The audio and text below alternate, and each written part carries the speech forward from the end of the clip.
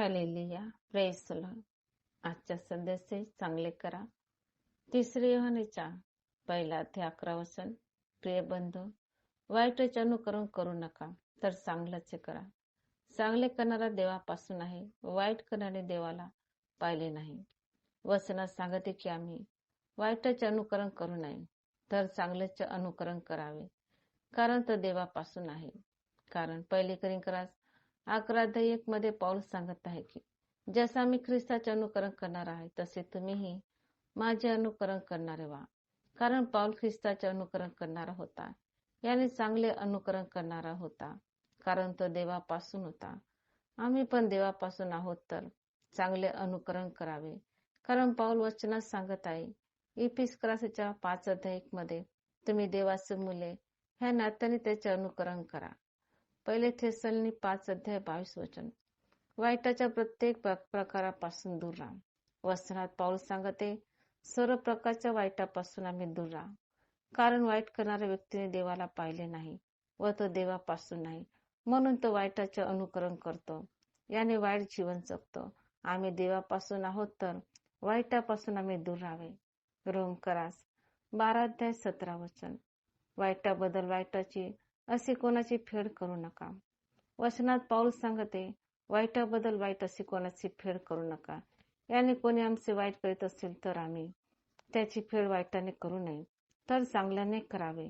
कारण वचन 21 मध्ये सांगत आहे, वाईटाने जिंकला जाऊ नको, तर बऱ्याने वाईटाला जिंक. याने आम्ही वाईट करणाऱ्या बरोबर चांगले करावे, याने चांगल्याची फेड करावी, कारण आम्ही देवापासून आहोत. नीतिसूत्र 17:13 वचन. जो बऱ्याची फेड वाईटाने करतो, त्याच्या घरात अनिष्ट जाणार नाही.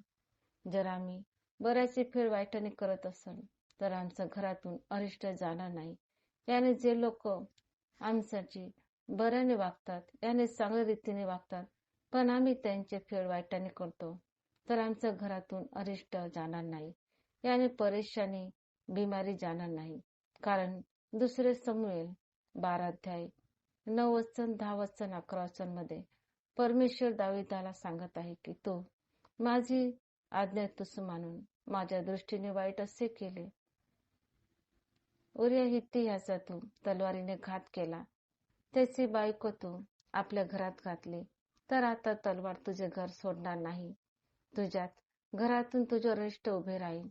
ज्यावेळी आम्ही बऱ्याचची फेड वाईटाने करतो, तर आमच्या घरातून संकट अनिष्ट जात नाही. म्हणून आम्ही देवापासून आहोत, तर चांगले करावे. गलती करास 6:9 वचन. चांगले करण्यास कंटाळा करू नये, कारण आपण न खचलो तर यंथा काळी आपल्या पदरी पीक पडेल. वचनात पौल सांगते की आम्ही चांगलं करण्यासाठी कंटाळा करू नये. याने चांगलेच अनुकरण करण्यासाठी कंटाळा करू नये. जे आमचं वाईट वागतात त्यांच्याशीही चांगलेच करावे. वाईटाच्या प्रत्येक प्रकारापासून दूर राहावे आणि प्रत्येका संगती चांगल्या रीतीने राहून एक चांगलं जीवन जगावे. यंथकाळी आपल्या पदरी चांगले पीक पडेल, याने चांगलं प्रतिफळ मिळेल. नीतिसूत्र 15:3 वचन. परमेश्वराचे नेत्र सर्वच आहे, ते बरे वाईट पाहत असतात. परमेश्वराचे नेत्र बरं वाईट पाहत असतात, म्हणून आम्ही बऱ्याचे अनुकरण करावे, वाईटाचे करू नये. धन्यवाद करतो प्रभू. आजच्या पवित्र वचनाच्या द्वारे पिता आम्हाला आशीर्वादित कर. प्रार्थना तुझे उपकार मध्ये प्रार्थना समर्थ प्रभू येशूच्या नावात स्वीकार कर पिता. आमेन. Praise the Lord.